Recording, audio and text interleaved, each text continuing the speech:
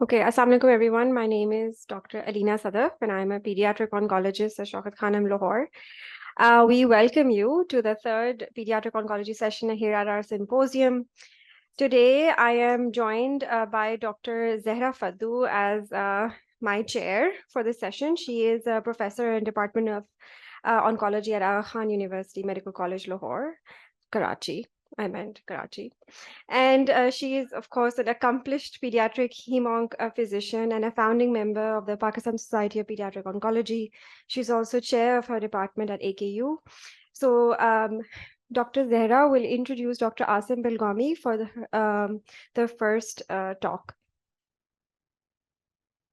Assalamu alaikum, everybody, and welcome to the third and final session for pediatric oncology at the Shaukat Khanum conference in Peshawar. Thank you for the organizers for giving us this opportunity. Just to keep on time, let me introduce Dr. Asim Bilgami, who's a professor of pediatric oncology at the Aga Khan University. He is also the associate dean and the chief medical officer at the Aga Khan University. So, Dr. Asim, your talk. Right. Assalamu alaikum, everyone. I hope I have the right version of my talk, but we'll continue on either way. I have a horrible feeling right now as I saw it, but it's okay. So I was asked to talk about early detection of childhood cancer, and I want to tell you all that all the organizing committees for Shaukat Khanum have always given me difficult talks, right? Things that I don't know about and I've got to actually go ahead and do. They do it on purpose. I'm convinced of that. All right. So I have no conflicts of interest to disclose. So we're going to start off with what is the problem? So why do we need to do this? And of course, the first thing is that pediatric tumors can't be prevented. So it's not like, little children are smoking, so they'll get lung cancer or things like that. There are really, really no known causative factors for childhood tumors that we can mitigate. And so there isn't a preventative strategy that one can take in to stop children from getting cancers. And we also know that the stage of the disease is related to the cost of therapy and to the outcome. So the higher the stage of the disease, the more costly the treatment for it, and the worse the outcome. And therefore, the idea is to do secondary prevention. And secondary prevention is where you have interventions that are aimed at addressing timeliness of diagnosis and treatment initiation. And this would then, if you go to the upper line there, this will then result in a lower cost of therapy and better outcome for the patients that we're trying to deal with. All right. So what is happening in Pakistan? And I tried to look up the reasons for why we need to do this. And these are some papers that I pulled out that had some idea of what the cost of late presentation is. And if you look at non-Hodgkin lymphoma, clearly our stage 4 disease, which has the worst outcome, is really high. Anywhere between every 5th to every 4th patient will be a stage 4 non-Hodgkin lymphoma. Similarly, in Wilms tumor, almost every 5th patient seen in Pakistan has stage 4 disease, so metastatic disease. And again, both of these at lower stages have outcomes that are about 90%. And the moment you reach that metastatic stage, there's a sudden drop in their outcome. So critically important, these kind of things that we see here.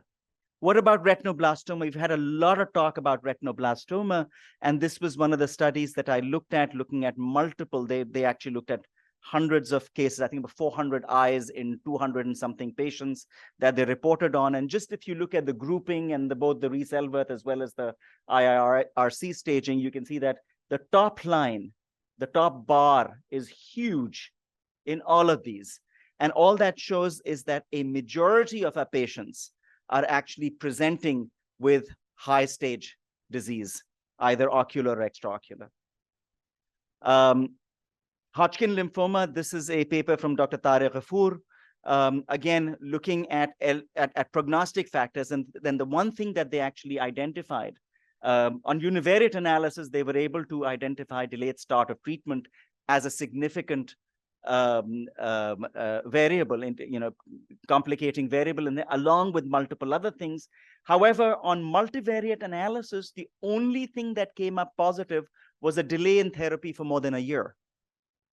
And so again, the idea here being that the earlier you identify these patients, the better their outcome. So that's the problem. So what can we do? In adults, we've got a lot of cancer screening that can happen. Breast, colon, prostate, cervix, all of these have well-established screening methodologies that have been shown to be highly effective. And these are rolled out across the world. And we just finished, Breast Cancer October. And through that, we've been able to highlight the importance of mammography and self-screening, etc. So these are really, really established. However, in pediatrics, there's really not a whole lot of that. And there were a couple of attempts that happened. Neuroblastoma is one such tumor that actually was there was an attempt for producing screening at this, and there were 3 countries that took this on and took this really forward. Japan, Canada, Ontario, province of Ontario, and Germany were the 3 countries that actually went ahead and established screening programs for neuroblastoma. And the idea in here was to utilize VMA or HVA, which are clear blood, simple blood tests that could be utilized to screen infants. Then I'm going to talk a little bit about what happened with the Japanese experiment on this, which really lasted many years and was rolled out across Japan, started in Osaka, and then was spread out across all of Japan. So this is a retrospective review of that particular cohort and how they went about with that. So if you look at this, what they did was they did an HVA on patients at 6 months of age, and then followed them to see if that could be predictive of neuroblastoma. If the HVA was positive, it was repeated so that you got a second one, and then these patients were followed and actually investigated, et cetera, et cetera. So if you just look at the top part here, this block over here, these are the qualitative screen. So they did 2 things. They started off with a qualitative screen, positive, negative, VMA, and then a quantitative one where they were actually able to identify thresholds across for it. So if you look at it, what it shows here is that between 6 and 72 months, so really the first sort of first few years of life after the testing, there was a significant increase of identified individuals with neuroblastoma. So they were able to identify many more children with neuroblastoma when the screening was done. And similarly, you see a similar thing over here for the quantitative. So both really were able to show effectiveness at identifying early neuroblastoma. Sensitivity was 84%, specificity was 99.9%, so very, very specific and sensitive. However, the positive predictive value was only 21%. This is from the Japanese cohort. And really what that shows is that when you get a positive one, it doesn't always mean a neuroblastoma. In Germany, the positive predictive value was actually just under 10%. So again, very low predictive value. So that was one of the issues that came out of this. Now, this is again a very busy slide, but I'm going to sort of walk you through it. So if you look at this first block over here, these are children 0 to 5 months old at diagnosis, and it didn't matter whether it was in the pre-screening cohort or the qualitative or quantitative, the number of patients being picked up early between the first 6 months before the testing was exactly the same. So there was no increase, there was not a difference between the cohorts itself. However, when you start looking at patients being diagnosed at the 6 to 11-month-old, those that had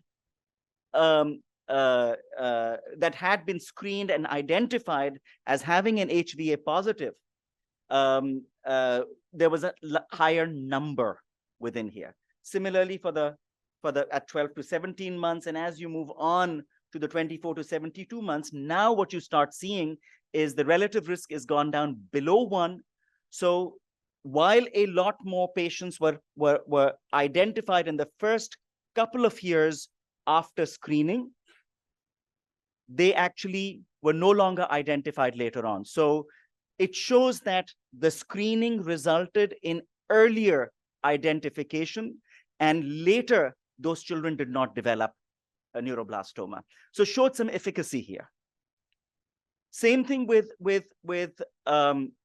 mortality rates. And again, as you can see in here, screening reduced the mortality for these patients. So they had a relative risk of dying, which was lower than that of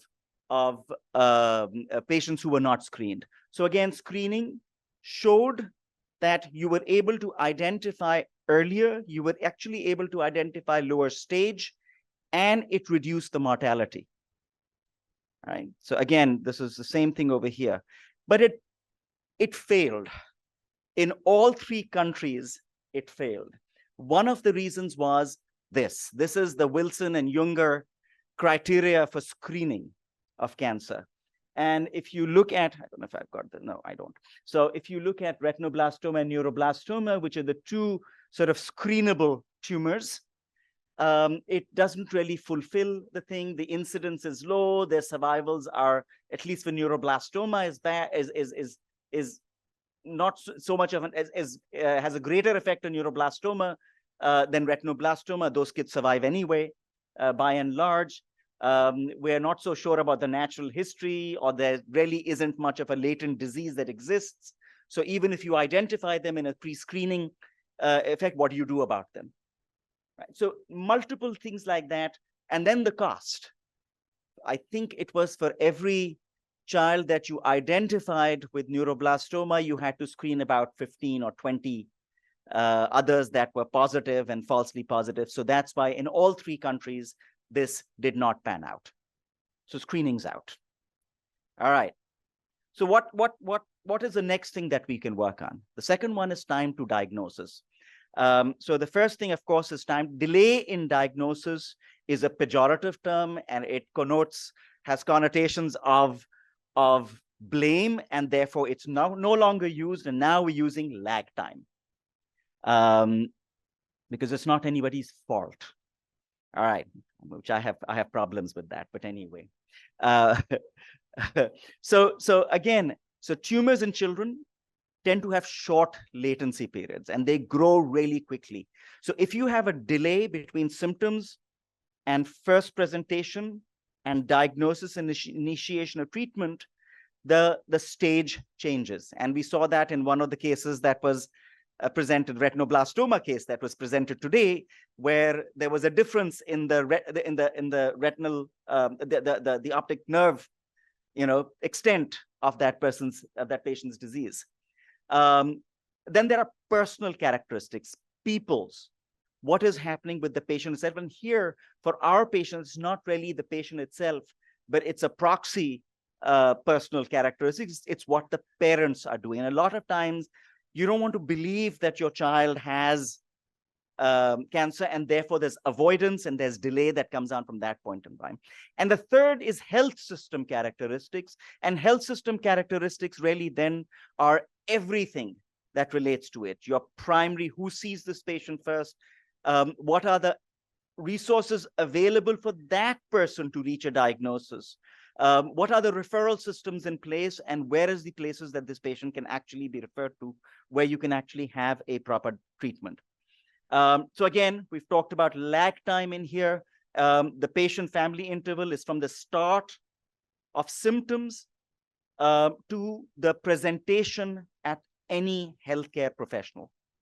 The second is the medical interval, and this is from the first presentation, wherever it is, to the diagnosis itself, and then the referral interval, which is from the diagnosis to appropriate treatment. This can be further looked at in multiple other ways. Here again, you've got diagnostic lag time, treatment time. These are all definitions of different lag times that have been given in there, and things that can be used to understand where delay happens for these children. Now, of course, here in Pakistan and a lot of the LMIC, this is a lot more convoluted than the straight line.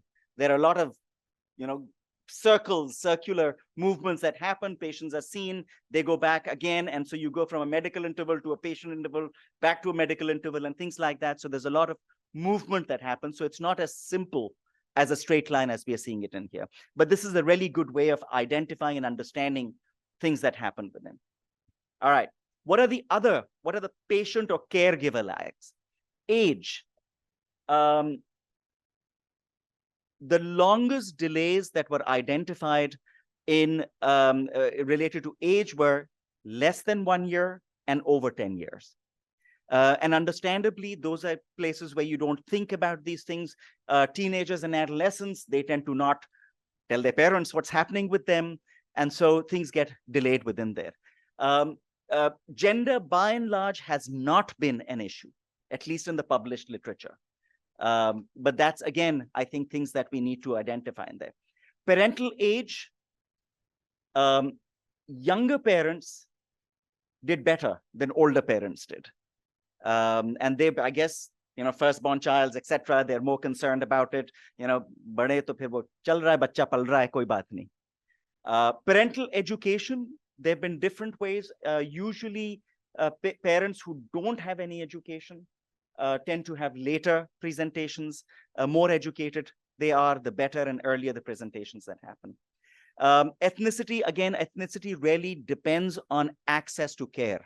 Even in the US, delays in presentation happen for the African American and the Hispanic populations, not for the white populations, the Caucasian populations, and a lot of that is because of access of care. So there's a lot of relationship with poverty than other things.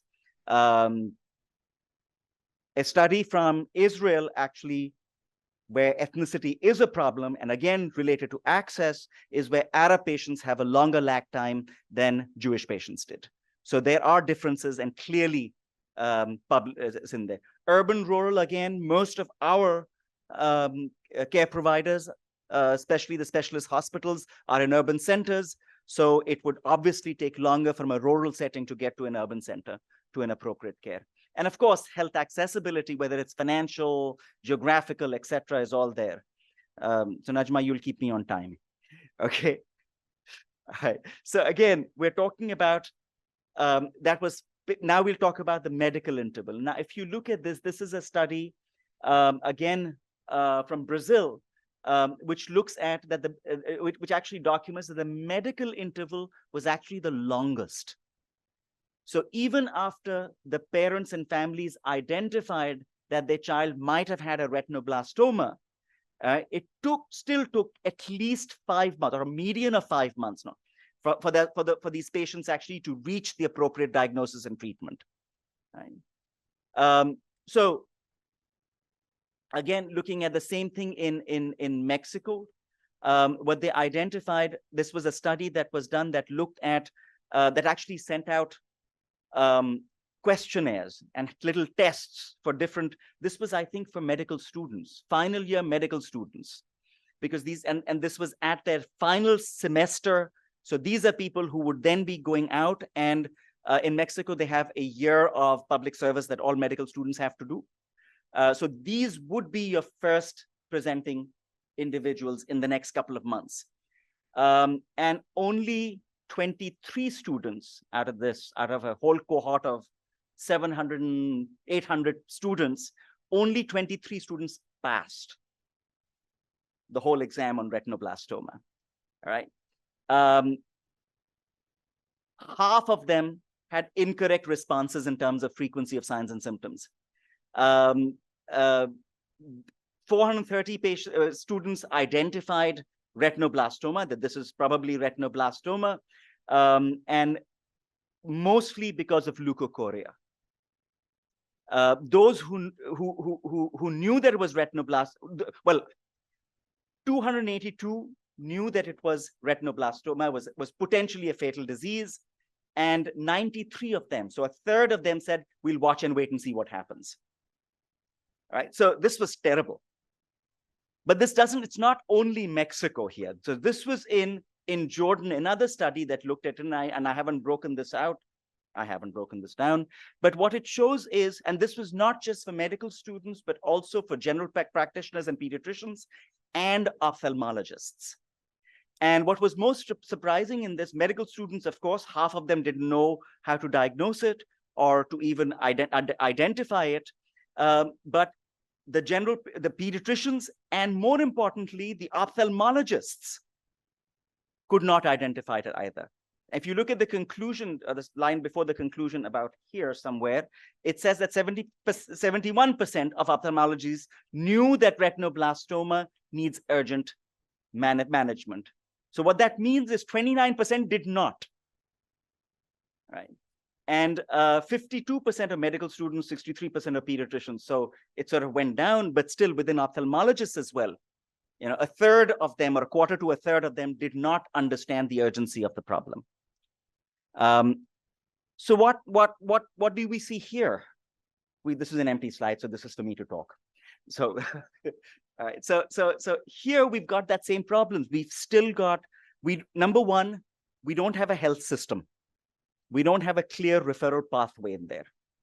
So a lot of it is dependent on individuals who are working in the field. We don't have a primary healthcare like a general practitioner system, where it results in an improvement. You've got a cohort of people who actually be identified, who will be the first, who the patients will come to first, who can then refer onwards. So it's all haywire and across the board. And so there is a problem that exists in there. So how do we actually, before I say that, even in countries that have very, very strong primary healthcare systems and a unipayer system across like Canada and UK, the biggest issue, and there are studies on this that showed the lack of capacity of general practitioners in identifying childhood cancer. And this led to some of this. So this was a nice guidance on cancer services that came out for young children and young people. This is a really, really comprehensive guideline that, you know, I think we can use and adopt and adapt for training of our own primary care physicians and pediatricians in the community. This was another one. This was a really interesting one. This was published in BMJ, that again targeting it's really neat actually if you look at it, but targeting the primary but again it was more for UK, and it looks at what do. You've got splenomegaly. All right, I got to do these things, and there's a possibility of non-Hodgkin lymphoma, and I send this patient very urgently to a tertiary care center, right? Or I've got, I can't even read that there. Cerebellar signs. What do I do? This is really something that I need to do. A brain or CNS cancer is a possibility, and this patient also very urgently needs to be moved over. So at least in these simple single lines across, it was able to identify what is needed for the UK also came up with this, which is the Head Smart early diagnosis of brain cancer. This is also targeted at GPs, which then talks about, if you see this is what it might be, and this is what you need to do. And there are really, really clear guidelines within there that look at what do you do when you see something, when you encounter a patient with any of these signs and symptoms. And actually what this did was it decreased the total diagnostic interval from 3.3 months to 6.7 weeks. So it halved it. So that was a significant benefit of something like this. Noreen's come up with something also. It's the Children's Brain Tumor Initiative Pakistan, which again looks at, it's an app that is available to patients or potential patients, as well as practitioners across the country, which again you log on to it, you put in your name and gender, etc. of the patients, look at symptoms, you can check, there's little check boxes. These are all available there. And then, the neuro-oncology team will actually review this and identify a resource that is close to home for that particular patient in there. And this is the kind of SMS that goes back to them. And again, it also has educational elements within there, which talks about what it is, the signs and symptoms that you would like, that you might see if your child had brain tumor. But again, this really needs a lot more dissemination, sending out that this app exists in there and that we can actually utilize this for early diagnosis of children with brain tumors. So what are the issues? This diagnostic lag in LMIC. What about child's age, sex, and place of residence? This is a major issue that happens in there. Parental education and income, lack of family health insurance. Of course, the use of alternative medicines, वो हकीम के पास चले जाते हैं, वो पढ़ने पढ़ाने के चले जाते हैं, इस तरह की चीजें, फिर वापस आते हैं. So you've got delays that happen because of that as well. And a perception of incurability. Right? So करके फायदा क्या इतना पैसा खर्च करने का? And the time of cancer and initial misdiagnosis. So what can we do? I think this is the last slide. All right. So we can identify the problem. There's very little study that is available from Pakistan that looks really objectively and scientifically at the causes for time lags, from treatment time lags. And I think we have the opportunity to establish and design and implement a multi-institutional study that we can do prospectively that identifies patients. When we do this retrospectively, then you get, recall bias and everything else that comes along with that. So then you get things like, 3 saal se ho raha hai isko bukhar, right? We can educate healthcare workers, doctors, nurses, lady health visitors, immunizers. What if everybody going in for a polio vaccination took a photograph of the baby and looked for white reflex? There are actually apps online, free apps that you can utilize that will tell you कि ये white reflex है कि नहीं. So give that to the lady health visitors and the immunizing teams to go out and it's exactly that, 2 months, 4 months, 6 months is when they go out and do the polio drops. So let them go and take a picture and take it on from there. And of course, educate the public and educate the policymakers. So these are the things, but I do the easier things first, and educating healthcare workers and public is much easier. So let's move on from there. Thank you. All right, thank you, Dr. Asim. That was a really good talk, and we're going to move on to Dr. Mary Taj's talk next, and then we'll take questions at the end. And I'm sure a lot of people are going to have a lot of questions. So, Doctor, whatever, you want to do this next? Hey, it's you. It's you. I'm the last. So, Dr. Mary Taj joins us from the Royal Marsden Hospital in London, UK, where she's a consultant pediatric oncologist. She has been previously introduced in our first session, so I will also mention that she's interested in supportive care and cancer treatment and the current editor of the Pan-London Supportive Care Guidelines. She's also the co-chair of the Paediatric Oncology group in developing countries of the Children's Cancer and Leukemia group. So Dr. Mary Taj will be talking to us about pediatric oncology emergencies. Thank you. So thank you very much, and thank you for the kind introduction. Close. Yeah. Ab theek hai? Is that okay? Yes. So I was one of the editors of our previous guidelines, but yes, the current guidelines has been updated by other people. So just going on, and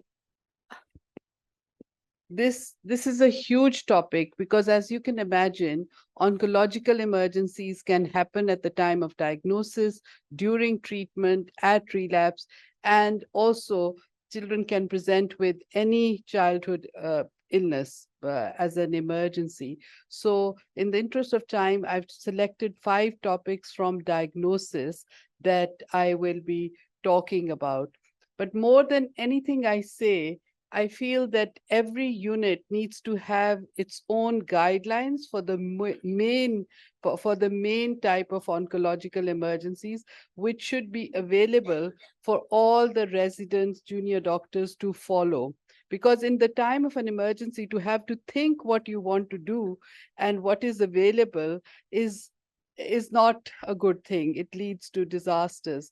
And also, again, going on from what Asim said, these need to be disseminated to at least the major people who refer patients to you. They should be following the same guidelines, and this will lead to earlier diagnosis and less oncological emergencies. And that is something we all need to be part of and involved in. However, when a patient comes to you, since some of you are just starting in your journey, the first thing to make sure is that the patient is safe and you follow your ABCD, your APLS guidelines, looking after the airway, breathing, circulation, and making sure that the patient is fully conscious before you go on to the to the other problems that exist because of the diagnosis, because of the underlying diagnosis. But again, this is something you will all have that are relevant to your own department. So just going on to the 5 main diagnostic oncological emergencies that I have selected, I'm going to be talking about hyperleukocytosis, tumor lysis syndrome, mediastinal masses, raised ICP, and spinal cord compression. And again, just to reiterate that your local guidelines are so much important, because in our institution, our neuro-oncology team is based in another hospital. So we have guidelines for how these patients have to be sent as an emergency to the neuro-oncology center rather than to come to us. So for our shared care center, the guidelines that I was instrumental in writing some time ago say that those patients should be transferred in a time-critical fashion to the neuro-oncology center rather than come to us and then we deviate them. So these kind of things will be dependent on your own hospital situation, your own facilities. And if they are thought through earlier, then you will have guidelines that actually work rather than theoretical guidelines that I may be going through. So in terms of hyperleukocytosis, it's when the white blood count is greater than 100, and it involves 5 to 10% of leukemic patients at diagnosis. It's more common in ALL as compared to AML, but AML cells are larger and stickier, and the complications are more likely to occur when you get a high count AML patients. And the complications can be tumor lysis when there is excessive cell breakdown, or it can be related to leukostasis and can involve either the cerebrovascular system or the lungs. So the problems that can arise with hyperleukocytosis is that a high white count leads to increase in plasma viscosity, causing sludging in the circulation, endothelial damage, release of cytokines, and thrombus formation in the vessels. That leads to organ damage and the symptoms that you can see with it. So the clinical features could be, if the lungs are involved in leukocytosis, you could have dyspnea, tachypnea, low oxygen saturation, and in extreme cases, respiratory failure.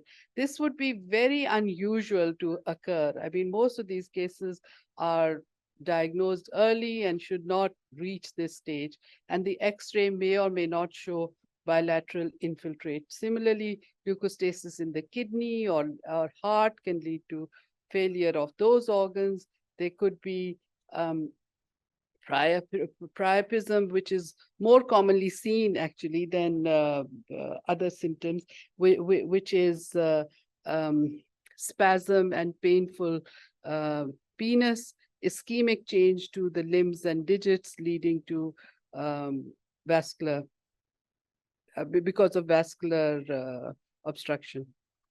Then in the brain, you could have cerebral hemorrhage and infarcts, and symptoms of headache, papilledema, retinal hemorrhages, behavioral changes, or altered altered consciousness or stroke-like symptoms.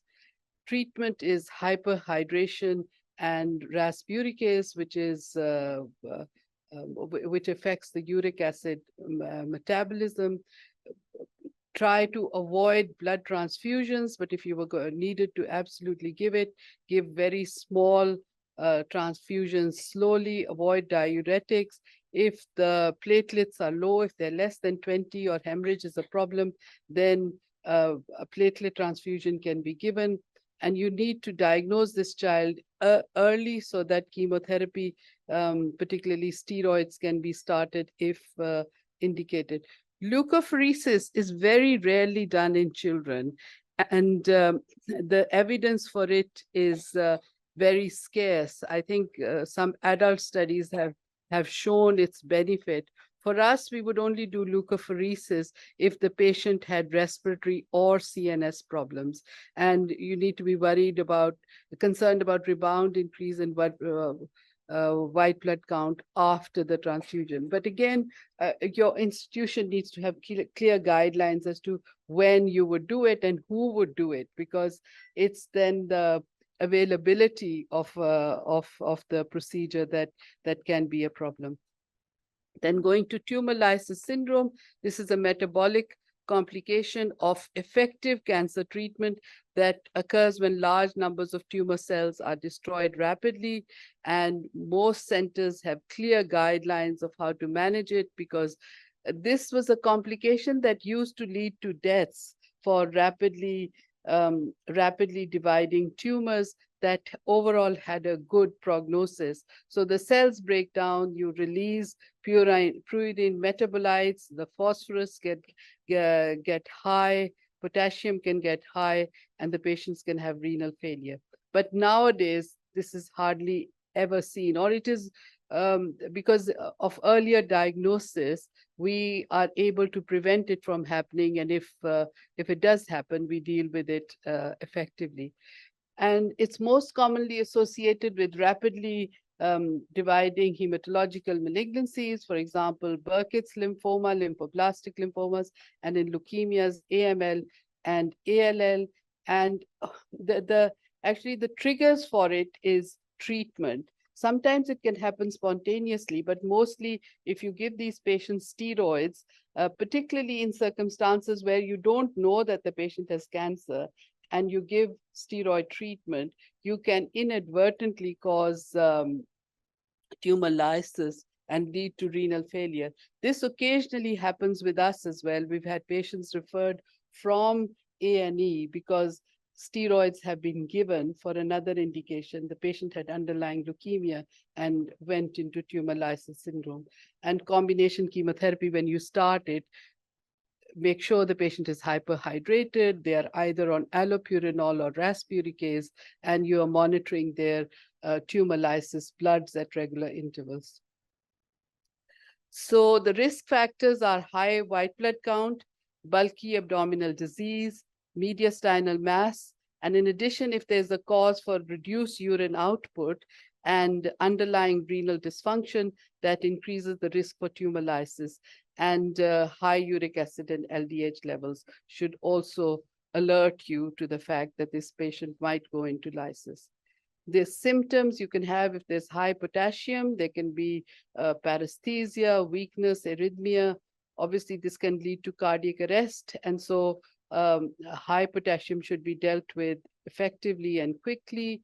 Again, you should have protocols for doing it, but insulin and dextrose are one way of dealing with it. High uric acid also has lethargy, agitation, and high phosphate. It's asymptomatic, but it can be associated with low calcium, leading to tetany and carpopedial spasm.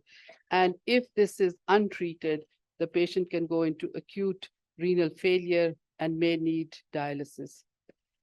So to prevent tumor lysis in low-risk patients, use your clinical judgment, and close monitoring may all that is required. even for sort of low count leukemics, we usually start them on at least on maintenance therapy or otherwise 2.5 liters per meter square of fluids and start allopurinol and do tumor lysis bloods as required. Twice a day initially, but then if there's any derangement, you can go on to more frequent bloods.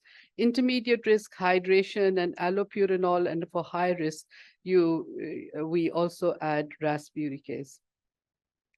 And again, if the tumor lysis actually occurs, the management is the same as for renal failure in a way.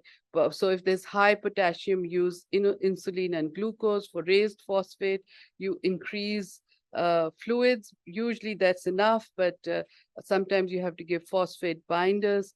For low calcium, if this patient is asymptomatic, you don't do anything, but if needed, you can give slow administration of calcium gluconate. And for high uric acid, you increase the fluids and give rasburicase.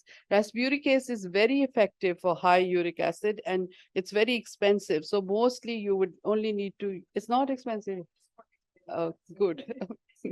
Maybe I just remember from the old days. One dose is enough. That's what I was going to say. So one dose is enough, maximum 3 days. Don't give too much of it. And then if all this fails, then you have to give dialysis. Then just going quickly through superior vena cava syndrome and superior mediastinal syndrome. I mean, the two terms are used interchangeably, but superior mediastinal syndrome is basically tracheal compression as a result of mediastinal enlargement, whereas superior vena cava syndrome can have tracheal compression as well, but it's more when there is compression of the superior vena cava leading to obstruction or thrombosis.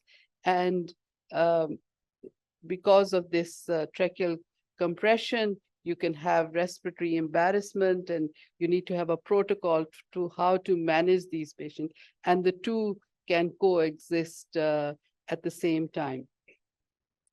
So the symptoms of superior vena cava syndrome can be breathlessness, headaches worse on leaning forward, facial swelling with a dark complexion, swollen neck, swollen arms, arms and hands. This is because the venous drainage is being affected, and then you could have visible blue lines on the chest and dizziness. And so this is a patient of mine who presented with all these signs of superior vena cava syndrome. He had a big mediastinal mass. In these cases, it's important to try and get a biopsy as quickly as possible, so you know what treatment to give these children. And in sometimes, if the lymphoblastic, if the mass is big and it's causing tracheal compression, then it's dangerous to give them a general anesthetic, and you might have to start steroids before you do the biopsy. But be very careful, especially lymphoblastic lymphomas are so chemosensitive that the mass could disappear. Well, the mass may not disappear, but there may be necrotic tissue left behind, and the diagnosis becomes a problem. So the biopsy has to be done within 24 to 48 hours of starting steroids. But you can see how chemosensitive this tumor is, that after a week, all his symptoms have disappeared, and the mediastinal mass has also shrunk. So the thing to remember about lymphoblastic lymphomas, which present as which are more common in boys and present with a mediastinal mass, that when you start steroid, they can also go into tumor lysis. So be vigilant for that as well. So I don't know why this is going so quickly. This Hodgkin's disease can also present with a large mediastinal mass and tracheal deviation or tracheal compression. And so you have to be careful of that as well. And these are two patients presenting with those symptoms. The other symptoms that may be present is in this anterior mediastinal mass, there is tracheal compression and some pleural effusion. And this one has a big pericardial effusion. So these are things that need to be managed appropriately. If this is causing tamponade and symptoms, you will have to put a pericardial drain. So the treatment is steroids, and I've just said you have to be very careful with it. You have to be worried about tumor lysis, and if the mass wasn't responding and it's still causing tracheal compression, then you occasionally might need to use vincristine and cyclophosphamide, but I haven't had to use these, and a timely biopsy, because otherwise you may lose the chance of getting a diagnosis. Then going on to raised intracranial pressure, this is obstruction of CSF flow by tumor or hydrocephalus caused by the tumor. And there could also be a direct pressure effect from the tumor, and that direct pressure effect may have come on suddenly as a result of bleeding or cerebral edema. And then if the child was previously diagnosed with hydrocephalus, does the child have a VP shunt in C2? And it could either have become infected or obstructed and be the cause of this raised intracranial pressure. So again, when you're dealing with this situation, consider first make sure that the airway, breathing, circulation is all okay, and consider the cause. Could it be a tumor bleed or a VP shunt? And then, as I said, for us, because they have to go to a different hospital, we need to see whether this is a time-critical neurosurgical, whether a time-critical neurosurgical intervention is required. And if so, you need to get a CT scan within 30 minutes of suspicion. We have ways of image linking the scan to the neurosurgical unit, so they will confirm that an intervention is required. And then you need to transfer the patient to the neurosurgeons within a maximum time space of 60 minutes. And in this case, we get our anesthetists involved, and they go with the patient in an ordinary ambulance. Otherwise, we have retrieval teams with proper ambulances that can come. But because this is so time critical, these patients are transferred by the local anesthetist. And this is what I meant. You need to have guidelines, because your neurosurgeon may be present in the same institution, and this kind of transfer and these kind of guidances may not be necessary. But for us, this guidance, and in fact, a video is available to all the transferring centers for what they need to do when a patient such as this may come to them. And if the raised intracranial pressure is symptomatic and severe, you can give high-dose steroids, IV dexamethasone, or you could give mannitol or 3% saline. And again, the guidance for the doses and everything is within the guidelines, so people don't have to think about it when they are managing these patients. Spinal cord compression, the causes of this can be many and varied. And when you get a patient who is showing signs of spinal cord compression, obviously you go through the whole differential, whether it's osteomyelitis, abscess, and so on and so forth. But it can also be due to a direct pressure from a tumor. The tumor may be arising from the vertebral body, a bony tumor that then causes cord compression. And this, about 4 to 7% of childhood malignancies present in this way, and 25% of them are at presentation, but in other cases, it can be in the metastatic setting at relapse or in the terminal phase. And the common tumors that present in this way are neuroblastoma, Ewing's, rhabdomyosarcoma, but lymphomas can also present, and the other causes can be a hematoma or an infarction.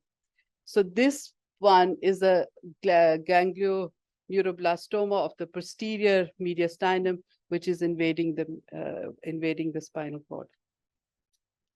Symptoms of spinal cord compression can be back pain, dermatome of increased sensation, paralysis of limbs below the level of compression urinary and fecal incontinence. You could also have urinary retention, and then intermittent shooting electric sensations, which is called this hermit sign.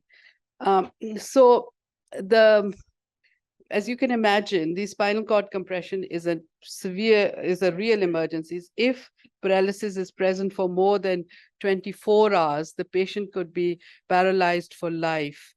And in this case, the real emergency is to get a CT-guided biopsy, because as you can see, the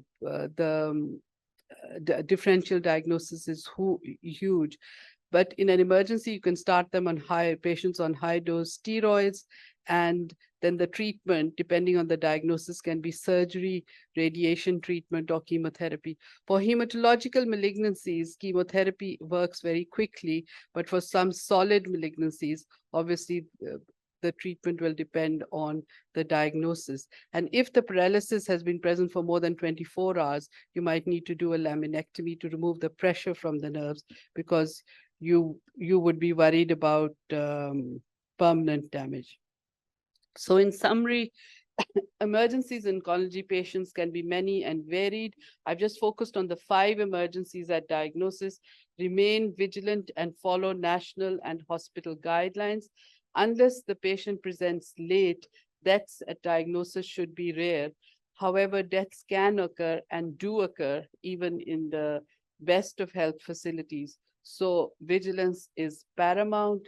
Steroids are often started in some patients, for example, if there's a mediastinal mass or in case of cord compression. But if you do that, be vigilant for tumor lysis syndrome or delay in diagnosis.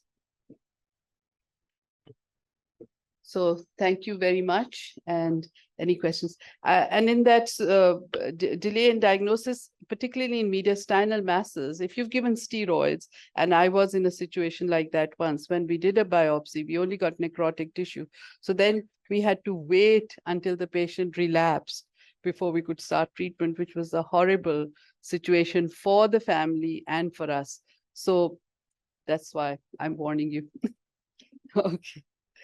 Thank you. Thank you very much. Thank you, Dr. Meritaj, for that very informative talk. We'll have questions at the end. So we'll move to the final speaker who will close this session. So Dr. Zehra Fadoo is going to present on future perspectives and management of thromboembolism in childhood malignancies, a very important topic that we face every day. And we're looking forward to your guidance. Thank you so much, Lina, for that introduction. And thank you for the organizers of the Shaukat Khanum conference to give us this opportunity and the wonderful opportunity of visiting Peshawar. So thank you again. So the last talk before our break and the final end of our session is a little bit changed, because it's a hematology, basically, management, but it is in cancer patients. So I think this is a good way of ending it. It is again a part of your supportive care, which is again very important for the outcomes of our children with cancer. I can do from here now. No disclosures. Incidence of venous thrombus embolism in children is actually very rare. Again, it's 2 million cases annually, and mostly the thrombotic embolism events that we see are more common in adults as compared to children. But the mortality is about between 0 to 2%. The venous, the pediatric thrombosis is not only in cancer patients, but there are other children who are also high risk. And this includes invasive diagnostic therapeutic measures, congenital heart disease, cancers, and inherited procoagulant disorders. Again, very rare, but yes, we do see in children. In children with cancer, about the incidence actually is variable with different reports. It goes from anywhere from 2 to 20%. And it actually is reported to up to 50% if you also include the asymptomatic events. The mortality and morbidity increases in children with cancer because it is not only the primary thrombus or its treatment but because of that there are delays in chemotherapy, delays in surgical options, and that's why the overall prognosis of these children can be affected. So why children with cancer are at increased risk? And if you see this triad that we, the historical that we all see is the Werkos triad for thrombus formation and the risk factors. If you put the pediatric cancer thrombosis in the middle, all these children have an inherent endothelial damage. And that may also be contributed by the central venous catheters, which we put in intravascular extension of tumors that we all know can happen with Wilms, with neuroblastoma. And of course, an added inflammation and infection can be a part of it. Venous stasis that we see are usually the mass effects, so huge tumor masses in the abdomen, in other areas also can cause this mass effect and compression on venous and arterial flow. And of course, hyperleukocytosis that we just heard about. Cancer itself is a prothrombotic disease, so it's a hypocoagulable state with increased in your von Willebrand factors, factor 8 concentration, and also an increased thrombin generation. And on top of that, then of course we treat them with agents which again make them more thrombotic, which is asparaginase, steroids. If the child is obese, it's an increased risk. And of course, there may be an underlying thrombophilia that we don't know about. These children may undergo hepatopoietic stem cell transplant, which again is a risk factor. And also the type of cancer is also a risk factor because ALL is supposed to have the highest risk of thrombosis. So from the next now, I'm going to give you 3 cases that we are going to talk about. And based on the case, then we'll do some of our therapeutic options.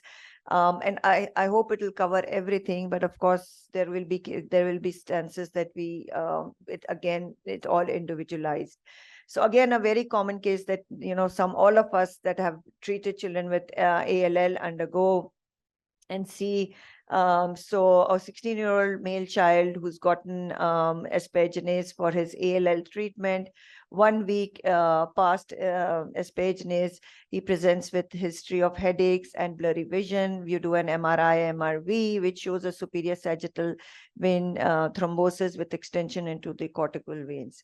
So CVST is diagnosed. So the next we'll discuss anticoagulation options, duration of therapy, what to do with asparaginase, and what about primary prophylaxis. So all children with ALL, like I said, is at increased risk. A total incidence about 4% of all children with ALL will have some kind of thrombosis or thromboembolic phenomenon at some time during their treatment. It may be symptomatic or asymptomatic, and that's because they of course have an increased risk of leukostasis, cellular apoptosis. Of course, there's inflammation and endothelial damage. Obesity enhances the risk. Central venous line use increases it, as well as chemotherapy, especially steroids and asparaginase. And that may be on a base of a congenital thrombophilia that we need to evaluate. So how do we treat this patient? Yes, the recommendation is that if a child with ALL with CVST and symptomatic will need anticoagulation as the mainstay. Again, the treatment of the type of anticoagulation that you use, you have to keep the risk of intracranial hemorrhage and thrombus propagation in the balance. So laboratory investigations that you would do, CBC, coagulation profile, hepatic renal functions, whether a thermophilia workup is indicated or not, we'll discuss that. And the best option that for now is recommended is either unfractionated or low molecular weight heparin with a very early monitoring. And why you do a very early repeat CT MRI is because of the risk of intracranial hemorrhage with the increased pressures that you see with the CVST, and because you're putting them on anticoagulation. So who are the children that you need the thrombophilia workup on? And thrombophilia workup, I mean that, sending off factor 5 Leiden, antithrombin 3, protein C, protein S. And usually what they say is, again, this is just a recommendation, is that if it's the first episode of VTE, and if it's it's a provoked episode, like if it's a central line, or it's an asparaginase, it's steroid induced, that means so you can delay the testing for thrombophilia. But if there's a positive family history or a previous history of VTE, the recommendation is to test for thrombophilia. And if it's the first episode, and it's a CVC or central line associated, and it is, you can delay it, or you can get away with not doing a whole thrombophilia workup. So this is like a nice guide that helps you decide whether the thrombophilia workup is indicated or not. The duration of therapy for any, ASH guidelines say, for any symptomatic thrombosis in a child with cancer, which is provoked. That means either there's an inherent use of some asparaginase or leukemic therapy or central venous line. The recommendation is to do at least 3 months. And how do we do the 3 months? Can we change the intravenous or low molecular heparin to the now more available that we have, the 2X, which is the direct anticoagulants, which is now orally available? Is that recommended or not? The studies and literature says that subgroup analysis of the testing, which is the Einstein Junior trial and the diversity trial, both kind of indicated there may be a slight higher risk of bleeding with the DOACs. So for now, the recommendation is, if it's a central CVST, then you would just do the low molecular weight heparin. And even if you shift them on DOACs, you have to be very, very careful in monitoring them, because again, this is just prelim testing, and there are more studies coming up that you would continue them on low molecular weight heparin as a safer anticoagulant. So what do we do with the asparaginase? That's another thing. So it's a child in on induction, you've given the first dose, and of course you need to redose them. So of course there's a chance of recurrence, but discontinuation of missed doses have definitely shown to have inferior outcomes. So weighing the risk and benefits, the recommendation is to challenge them. And most of the time, the challenge is with a concurrent use of anticoagulation is what is recommended. Primary prophylaxis is when you are starting your induction therapy, and this is again been in investigation. Said, should we start an anticoagulation right from the start? Can we prevent these thrombotic events? So the ThromboTect study, actually a randomized trial with use of low molecular weight heparin and an antithrombin combination, actually showed that these children had a lower incidence of thrombosis. The ALL study again showed, again, this was with low molecular weight heparin.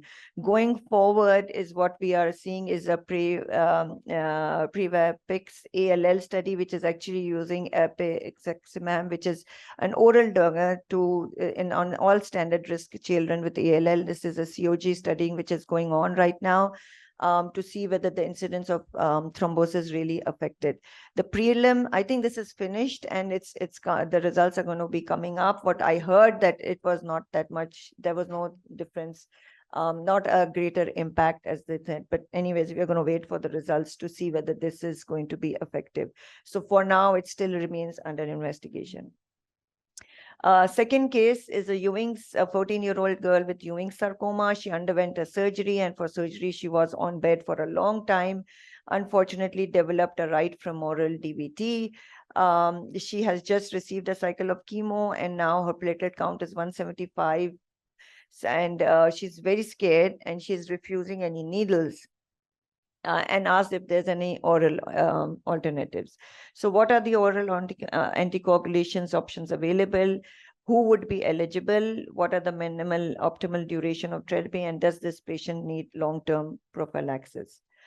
So the recent DOACs that we have are multiple, but what is Rivaroxaban and dapiglutide is actually two of them which are FDA approved for use in children.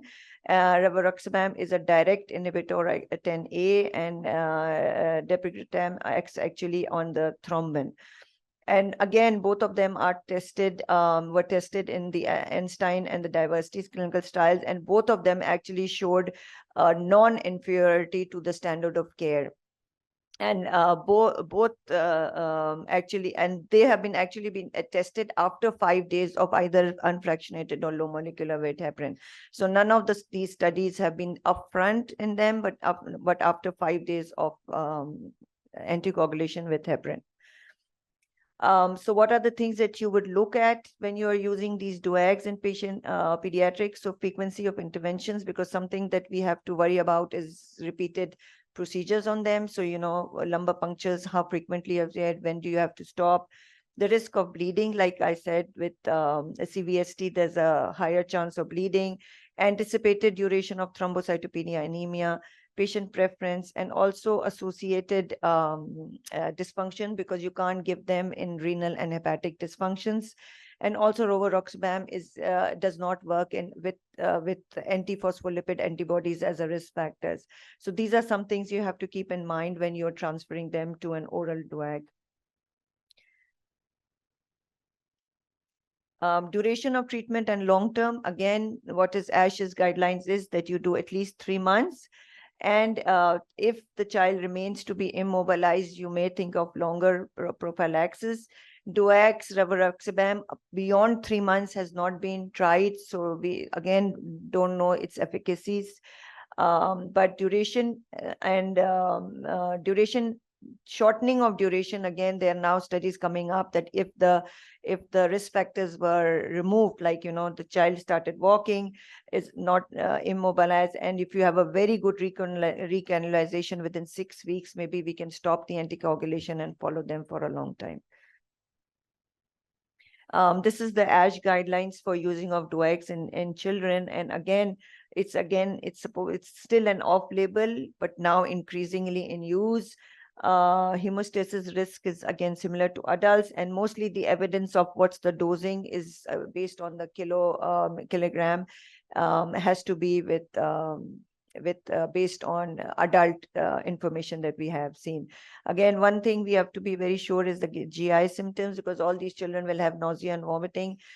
So we have to ensure that they are able to take these medications. Another limiting factors for us is the younger children, because there may not be a formulation of solutions and syrups for them. So the third case is a 5-year-old male child, AML, who undergoes a cardiac screen before the dono that we are giving. And you find an incidental right subclavian vein non-occlusive thrombosis in his central line. The central line is in place. It's a non-occlusive thrombosis, which 50% of the vessel is open. He has no symptoms, and his line is working perfectly. And of course, he's due for his chemotherapy cycle, and future he will probably end up getting a transplant. So is there a role of anticoagulation and asymptomatic thrombosis? I think a lot of us incidentally find it on CT scans that we're doing for some other reason, or an echo that we did for echo. So we find this thrombus sitting there. And how do we manage anticoagulation with thrombocytopenia? So this is the ASH guidelines for diagnosis of, for management of central venous associated thrombus. So I think the most important thing is to identify whether that central venous line is functioning and do we need it or not. So if it's a functioning line, and of course, like I said, with our clinical case, that we do need to give that last chemotherapy, and children with cancers are not very easily, getting the line out and putting in another one, is the access is always an issue and challenge for us. So if the line is functioning, and if it is needed, then the ASH recommendation is not to remove the line, but to continue with anticoagulation, depending on the base of your risk of bleeding. Okay, so, but if the central line is not working, or we do not need it anymore, then the recommendation is that you remove it. And if the CVST is still in place, so you have to repeat an ultrasound at least 6 weeks to make sure that either the thrombus is resolving or has completely resolved, or its progression, because these things will help you decide what you're going to do in future. So the ASH, something which is very important, I think, for the trainee, even if you're removing, ASH recommends no removal, rather removal for functioning CVSD in pediatric patients with symptomatic thrombosis with continuous. So even if the thrombus is symptomatic, but if you need the line, and if the line is functioning, you can keep the line and continue with your anticoagulation. And of course, it's conditional. Again, these are all recommendations. Everything is individualized depending on your patient's condition. One thing very important for these children is to manage is that this is an AML child, we are going to start chemotherapy, they're going to become thrombocytopenic, and of course there may be an underlying renal dysfunction, hepatic dysfunction. So again, keeping all that in mind, you have to use the best of your anticoagulant. Again, low molecular weight heparin is probably what we do and the safest to monitor, and they may, after a while, you may shift them on the direct the oral anticoagulants. Usual practice that we keep is for platelets more than 30, we use the same dose. Platelets between 20 and 30, half the dose, and platelets less than 20, you would theoretically hold your low molecular weight heparin. Usually when we are doing it with chemo, I mean, what the recommendation is to transfuse and keep it above 30 if you really need to keep your anticoagulation going. If the clot doesn't resolve, or the line becomes non-functional, the suggestion is a delayed removal of your CVSD. Okay, so even if you do decide to remove the line, it is recommended that you do anticoagulation at least for a few days before you pull the line, because there's a risk of emboli. And again, this is very important for the trainees to remember, because usually this happens in the middle of the night when the trainee or the residents on call are there. And the first reflex is to jack the line out. But the recommendation is to please give anticoagulation at least for a few days before you take them out. Just to the end, I'll just give a little bit of our experience with AKU. This is Dr. Sadaf's study, and she was very kind to share the data. This is in a process of publication, but again, this was a very small experience that we had of using rivaroxaban, because that's the only one available for us in Pakistan. For the number was 73% of them were treated for acute VTE. Again, this is not only oncology, this is all over pediatric thrombotic consults that we got. 26% received a primary thromboprophylaxis, so started with the DOACs. Major risk factors included malignancy, trauma, and infection. And in 14 patients, rivaroxaban was used. Immediate anticoagulation was performed with, and again, enoxaparin in 53 and half of them, and in heparin in another 15%.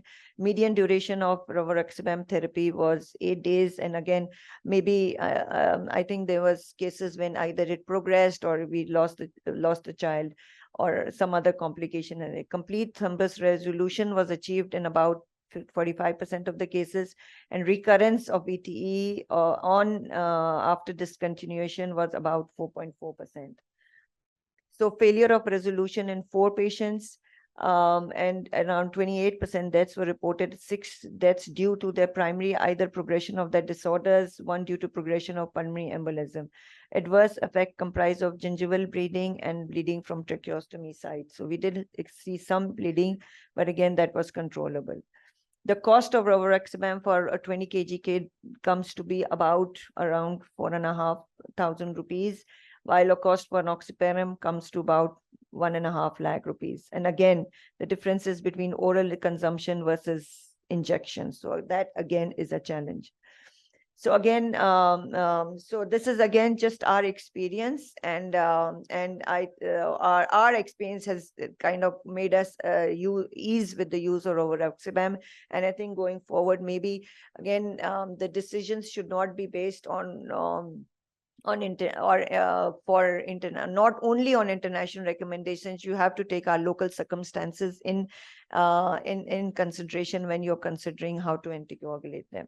So in conclusion, children with cancer are predisposed to prothrombotic events. So around half of the children will have some kind of episodes, whether it's asymptomatic or symptomatic. So again, for trainees and everybody, we have to be on high alert, and causes are multifactorial. The management is challenging. Again, it has to be individualized. We have these recommendations with us, but each and every child should be managed according to their risk factors. With the comorbid of risk of bleeding, thrombocytopenia, baseline inherited thrombophilia, and hepatic and renal impairment. So thank you so much.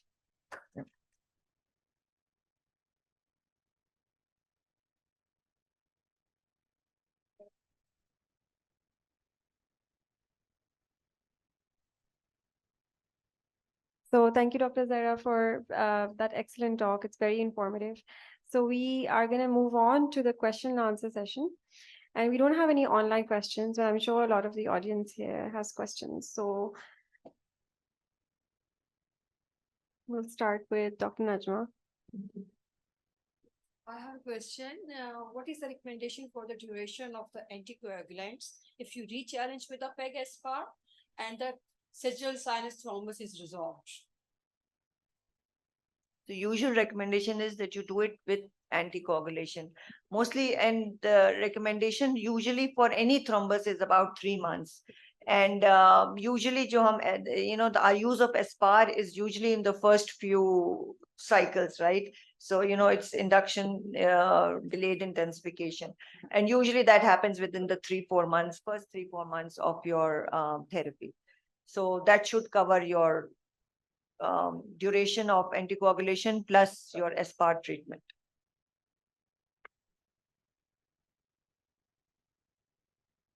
Any more questions? Dr. Halima, can you give her the mic, please? So you do have to confirm complete resolution of a sagittal sinus thrombosis, right? Before starting, like at 3 months. If it is not resolved, do you continue? Starting what? The for asparaginate? stopping the Stopping. anticoagulation. Do you need a repeat MR to confirm complete resolution, or can you stop at the 3 months? I don't think there's a specific recommendation that you have to have complete resolution before. With the more that depend is on resolution of your symptoms. But yes, as practice, we do MRI at least at 3 months to make sure that the thrombus has resolved. But there are cases when we have also seen that they are asymptomatic sitting there for a long time. So it may not be they may be organized and they may not have you may not see a total clearance of it on MRI or MRV. So I think the more important is your resolution of your symptoms and continue their duration. No, my just discussing with you this thing about re-challenging them with asparaginase, because I feel very apprehensive where once they've had a significant thrombosis, and particularly if there's an infarct and a bleed as well. Do you re-challenge them in all cases, or do you assess? So the re-challenge is only after all symptoms have resolved. Yeah. So even if you do start them, so you do the anticoagulation when your headaches have improved, if there's a neurological that is resolved, the recommendation still is that you re-challenge. Yeah. Is there, but I'm just saying it is very scary. Scary. And again, I think everybody goes with the same, that you have to weigh the risks and benefits. Exactly. So if this child already has like four pegs and he just has one left or something like that, and he's a low risk one, and the risk of bleeding is higher as compared to the risk of his relapse, you would not give it something. So again, it's very individualized. Like if it's first induction, high risk ALL, I've only had one peg. So, but those children you would still like to re-challenge because okay, there is no replacement of asparaginase and it is such a good effect on your anti-leukemic. And the outcomes repeatedly have been shown that any missed doses of your asparaginase have shown to have inferior outcomes. That is true. That's what the data shows, but it is risk benefit. It's a risk benefit, and of course you will look into what the risks of this child is and what the benefits. I mean, the benefits have to outweigh the risks. I was going to add that, like in the US during fellowship, for example, we would see most asparaginase induced CVST in mid consolidation. So it actually happens 1 to 2 weeks after the last dose of PEG that you get. And you kind of resolve symptoms by the time you get to DI. So you're kind of safe giving PEG. The other thing we used to, for those specific patients, but also for some other high-risk patients, we would measure AT3 levels and replenish AT3, antithrombin 3. And it's kind of controversial, but at least for patients who'd experienced CVST after PEG, we would replenish that AT3. And that was more favored over even enoxaparin prophylaxis with the second dose of PEG. So that's something to consider as well. Did you have another question, Halima? Just a little short practical thing, if there's no other questions. So, we like to start anticoagulation before removal of the central line, but then they want it stopped for the removal. So do you stop it then, for the risk of bleeding? And is it? Yeah, no, the peripheral PICC No, line. central, like a Broviac. Even if it's a central line, you would do anticoagulation for basically if you're scared about for emboli, right? So anything that you have to remove, recommendation is that you give it for a few days, make sure that it is resolving and then go. So even if it's surgical, I mean, surgical ke liye anox is held like 24 hours. So you before, do hold the 24 hours before. That's what I'm saying. You still need to hold But in the sense that, before anticoagulation, anything, just go in. The reflex is that, if it's a PICC line, you can just remove it in the ward, right? Yeah. So, always the reflex is, because it's clot, it's not working, just pull it out. Na? So, but again, I think 48 hours, 72 hours of your anticoagulation, and then you pull it out. And then you see if there's no other thrombus, then you don't need to. If it's just a clot in the thing. And if it is associated with a superficial deep vein thrombosis or internal deep vein thrombosis, you still do the full 6 weeks of anticoagulation before you stop. Because, sorry, sir. Sorry, can you read that? I can read it for you. Yeah, what does it say in AQ study? So the first question is in No, there was no age criteria. No age criteria. The only I don't know, I didn't show the ages, sorry. So the only limitation was for the really younger ones where we could not find a solution of putting them in syrups, the rovaroxaban, because there is no syrup available. Comparison of inox versus DOAC. No, we do not have any kind of comparison. No, this was just a retrospective analysis of our experience with rovaroxaban, with the Einstein Junior study coming up, and with a lot of literature now coming up, and approval of DOACs in pediatric patients. I think this was one thing that we started doing it, especially for cost basis, because anox, again, anytime, even it's a smaller child, you have to put it up in syringes. One syringe has to be opened, multiple syringes have to be made, and again given twice a day. Injectables, which was very scary for the patients, and some of them were totally non-compliant with it. So that's why we shifted to that. And then once we shifted to that, we found that our experience was good, so we were more encouraged to give it. And especially in older children and adolescents, this is what we have been doing, because our compliance has been really great with that, rather than low molecular weight heparin. And again, this was again a very, very prelim study of that. What I really think we should probably do a prospective study on, starting these DOACs, getting a protocol of maybe 4 or 5 days of your low molecular, switch to DOACs, and then see what they do in 6 to 8 weeks. That will be the really good prospective study, but there is no comparison. So I'm sure we have a lot more questions about clots because we Yeah. don't know how to treat them.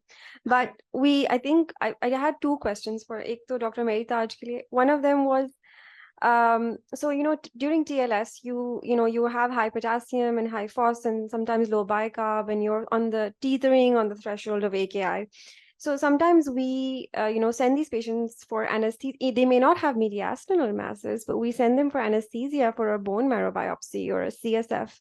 And so I just wanted your thoughts on like the anesthesia risk from the point of view of electrolyte disturbances. Is that something that we should be considering? Because it always makes me nervous. Like, what if with the high potassium, they go into cardiac arrest during anesthesia, or like they have VTAC or something? But is that something that we should be worried about?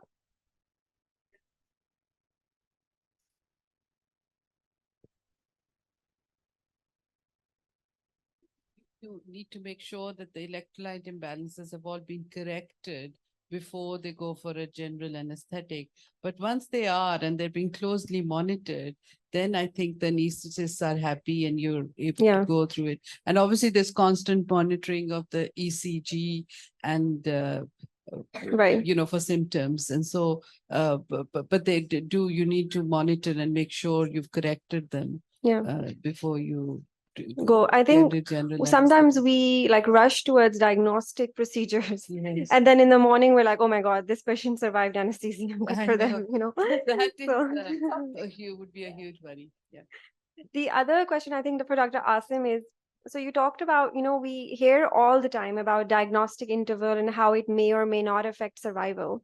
But what's interesting to me is like, there was a recent study by the Canadian group, and they have their kind of SEER type data, and they showed like, they published this and they said that, the diagnostic interval for RMS does not affect your survival. But I feel like we're so stuck on survival, whereas we should be thinking about other dangers of an enhanced diagnostic interval. Like, for example, that child for that year, in our instance, for example, sort of experienced the tumor-related symptoms, the pain or whatever.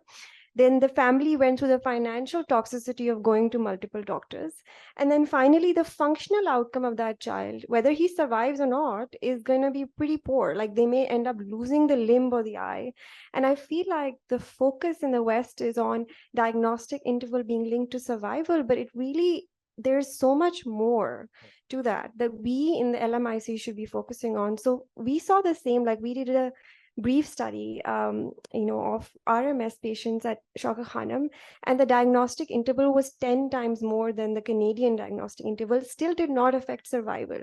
But can you imagine the other toxicity of that increased diagnostic interval that we're not capturing in our data, and that sort of, is kind of missed? So I wanted to like get your opinion on like, how can we capture that? Like, because that is a really difficult thing to capture.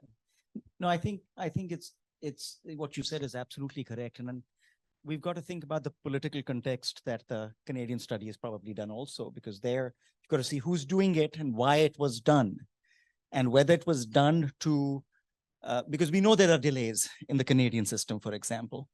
And was it done to prove that it doesn't make a difference? Yes,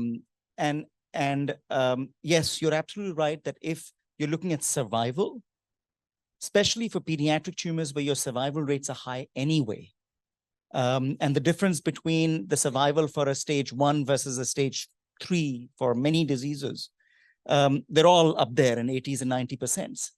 And so your survival is really not going to change. But what you may be doing is converting a patient from a stage 1, where, for example, if it's an NHL, they could get, 6 weeks of chemotherapy, 2 cycles of COPAD, versus stage 3, where they would be admitted and get multiple cycles of very toxic chemotherapy, and then the resultant febrile neutropenias, etc. also.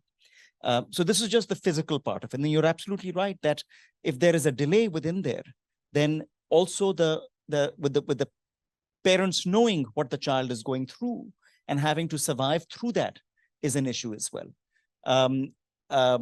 I think for us here, you've shown that it didn't make any difference on survival, and that's fantastic, encouraging. But again, maybe many of those patients should have come in with earlier disease and prevented enucleation and loss of limb and high-dose chemotherapy and long-term toxicities and all of that goes along with it. So I think there is even, and I don't know what metric to use to measure event-free survival unless you use a specific event that actually identifies, loss of limb may be an event, or loss of an eye may be an event. But relapse cannot be an event because that is often related with that. That will not tell you how early that patient was brought in. So you got to come up with events that are related to quality of life, and then use those as part of your event-free survival and determine that.